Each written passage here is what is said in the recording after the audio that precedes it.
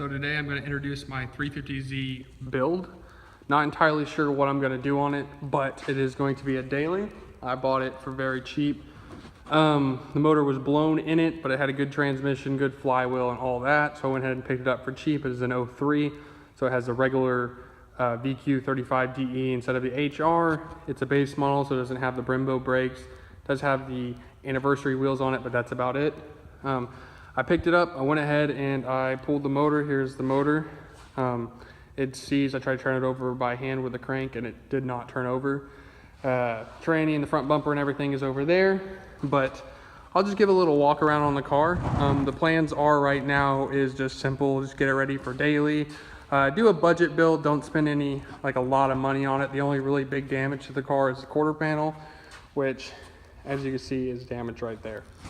But other than that, it's a pretty straight car, clean title.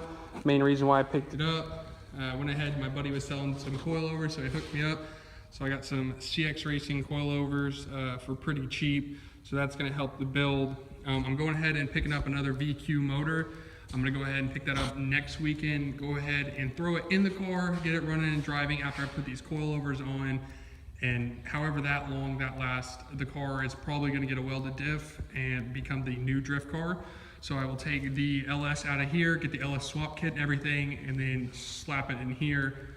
I don't entirely know what I'm gonna do with this car, but until this motor blows, it will be just a full-blown drift car. When the motor blows out of this and I swap over everything, I may put a KA in it and just make it a wall rocket, or just shell it and just sit it on the side of my property. But here is the build, the new build. We'll see how that goes. I'm trying to do it on a budget, so as cheap as possible, but not trying to sacrifice a lot of quality for quantity of parts.